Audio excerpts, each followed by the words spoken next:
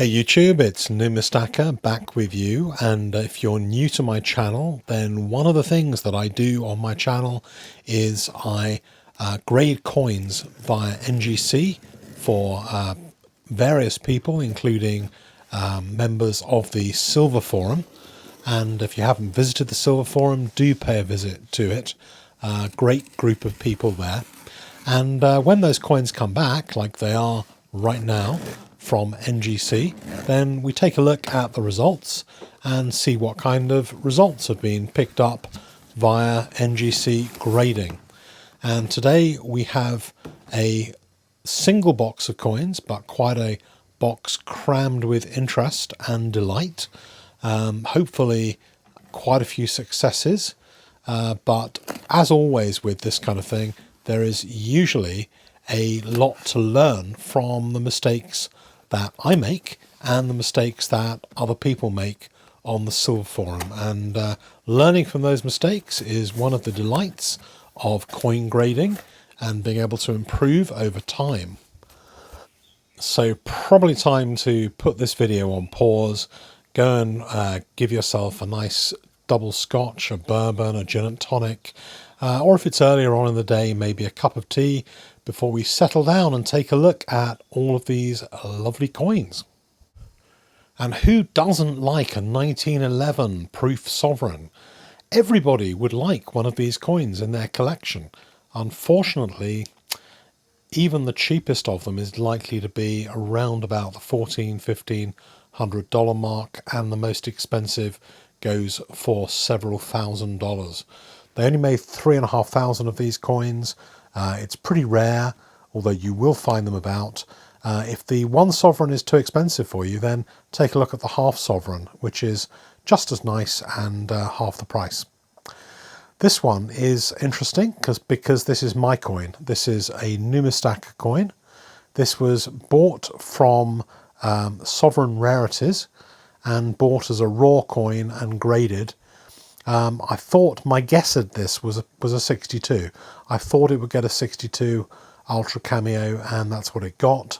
It would have been nice if it had got a 63, but I do have a 63 as well, which you'll see later on in this video. And in fact, you'll see a comparison because the 63 was also conserved. So if you want to see that, skip to the end. If not, hang on and wait to see all these wonderful coins. So we have here a George IV sovereign, quite an early pre-Victorian sovereign. The kind of bare-haired shield reverse, and not the most amazing condition, but a lot of these coins are not in good condition. This one is actually not bad at all. Traces of luster on it still, but pretty circulated coin, but better than some, not as good as others. A XF grade, 45, so just a few grades under the basic AU grade. Not bad. And I think that depending on how much this person paid for it, it could be something which they're quite happy with that grade for. What I want to say is NGC have graded a lot of these modern Britannias and a lot of sovereigns, and there's quite a few in this box. And I really want to ask you guys a question while we play this video. They've put the Queen's head on the front of the holder, and they put the Britannia on the back. And with the sovereigns, they put the Queen's head on the front, and they put the St. George on the back. I believe that looks a little bit odd to me. I think that it looks kind of wrong. Maybe you feel that NGC are doing it correctly. Maybe you feel I'm in the minority. I would be grateful if you'd let me know what you think, whether you think the monarch should be on the front or the back of a slab, or whether it doesn't matter at all. I've noticed that NGC have changed and they don't have any consistency, and I think it's the consistency that upsets me more than anything, or the lack of consistency, because I've been sending sovereigns to be graded, If they're after 1970 or 1980, modern sovereigns, they tend to have the St George at the back or a shield at the back. If they're Britannias, they've got the Britannia at the back or the special design, sorry, at the front, the Britannia at the front, special design at the front, head of the monarch at the back. And that looks right to me, and I'm just used to seeing them that way, and I don't really like seeing them like this. I asked this particular person who owns these Britannias whether or not he wanted me to send them back and have them changed by NGC. And he said no, he was happy to receive them the way they are. And so maybe I'm thinking, well, I'm overreacting in this. Maybe it's something that doesn't really matter that much. Some of the sovereigns in this box were mine, and I have actually sent them back via Heritage as mechanical changes so that they can turn them round. I've queried this with NGC, and they tell me that they would say the portrait sight needs to be on the front and the other side on the reverse.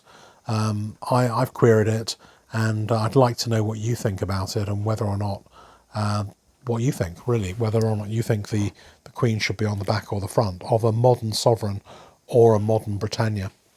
You just see it looks a bit wrong, I don't know. And it's funny because if you see Victoria on the front, you think that looks about right. But as soon as you see Elizabeth on the front, somehow it doesn't quite look the same. So let's move on and not worry so much about that, at least until later on in this box. 1966 Rhodesia, this is part of a 3-coin set. You saw the £5 in a previous video, already came back, and this one together with the £1 was sent to NCS for conservation, and they came back as well, and not bad, pretty good grades really. PF67 for this is a very nice grade, and I think is one of the top grades at NGC for this coin. And you can see it looks a pretty shiny proof example of this Rhodesian coin from the 60s. And I'm sure the person who owns it will be pretty happy with that, I would have thought. Okay, so let's see what the next one is. This is a really good, really good grade. It's not a coin which you see very often. And this one is I think the top grade at NGC. This is the only 70. There's been lots and lots of these graded in 69, and I think this is one of the only 70s.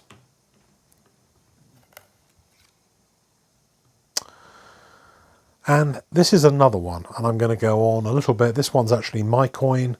I took a couple of my proof sovereigns and decided to include them in the grading. It got a 69, which is fine. It's a nice proof sovereign, but they put that Queen's head facing up. Same with this one, 1988.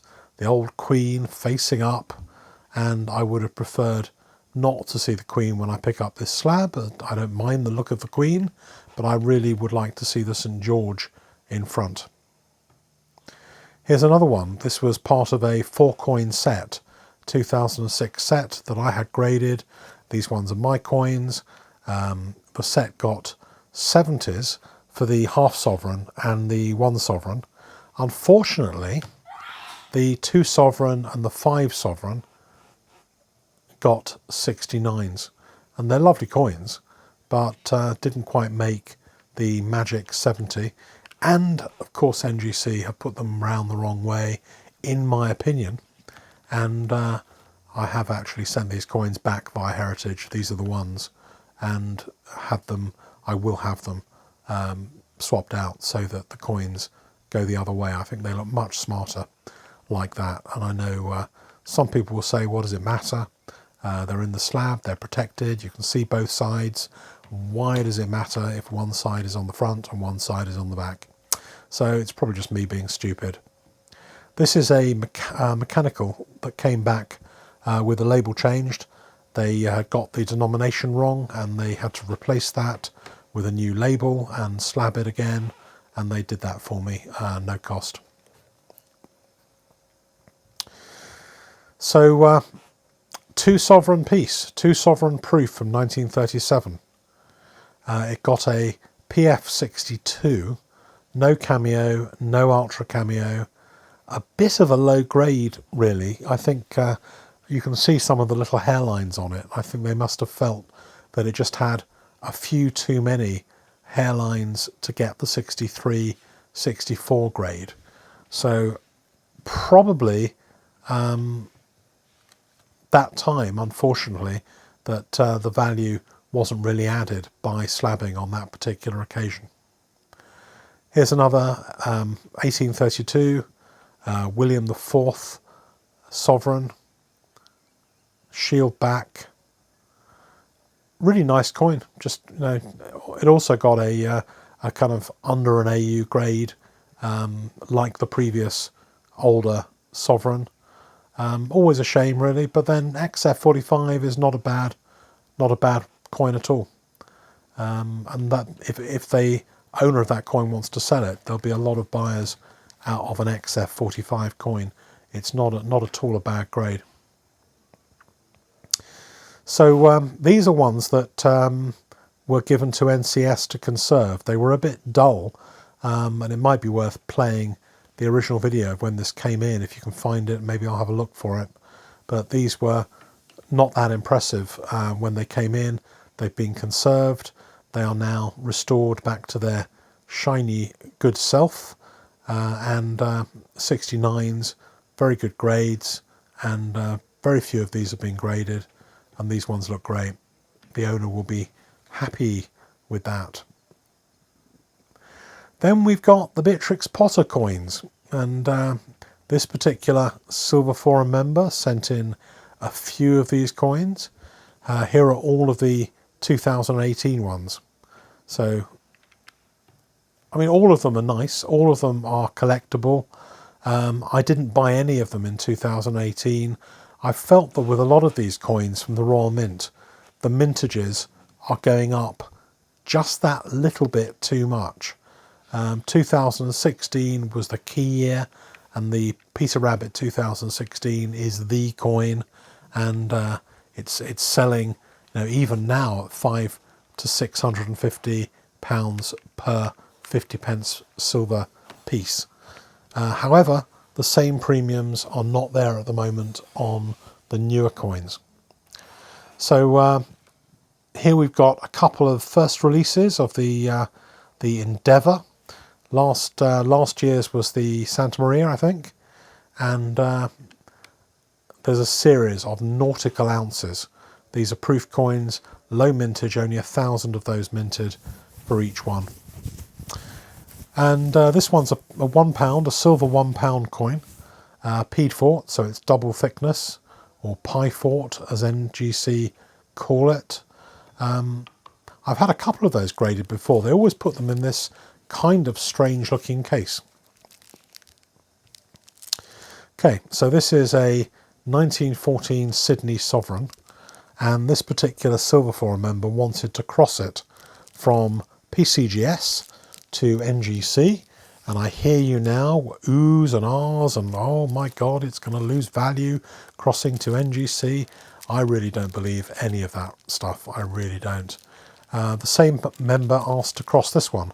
So this was in a PCGS holder. The other one didn't cross. NGC didn't feel they could cross it at the same grade. This one, we said to them, please can you cross if you think it will get a 64 or greater. And so they gave it a 64, put it in their slab. They gave it the special label that goes with the Canada Gold Hoard, which was nice. I wasn't expecting that, and they did cross that one. But roughly, when you ask them to cross, maybe 50% of coins will cross, 50% won't. This is one I particularly like, and I know a lot of you guys are American. You'll probably recognise this immediately. It's got denomination of 5 cents on it. It's a half dime, and it's just a really classic, sweet little American old coin, which got a numeric grade, VF grade 30.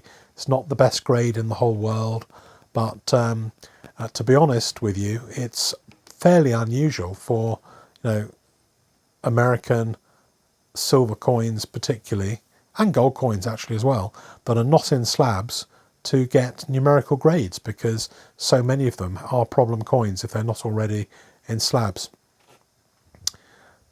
Yeah, I know, I've been droning on for a while. It's a long video, so pause it by all means. Grab yourself another hot toddy or another cup of tea or whatever else you happen to like, and sit back and enjoy this beautiful Panama Balboa.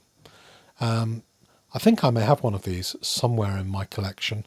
At least I think I have. I'll take a look. But that did really well. I really liked that coin. A silver foil member gave me 3 of these to grade, and you can see here one of them got AU details and cleaned, and the other 2, I'm glad to say, did get a numerical grade, and you can kind of see the little hairlines, I guess, on the one that got details. But the other one got an AU58, which is nice, and then the third one here also got a numerical grade of 53, just a little bit worse than that. But no, I think that was pretty much roughly what the member was expecting anyway, so it won't have been too much of a shock. So another one of the Silver Forum members wanted to grade some American coins. So these coins are not particularly amazing dates, but they were graded, I guess, for personal reasons. It's often worth checking and double checking before you grade silver coins of any type to see whether you've got a reason for grading them. A lot of the time you won't cover the grading costs by sending them for grading, so it can be better to buy some coins ready graded, and those kind of coins are one of those types. This one, on the other hand, is one that did really, really well in grading.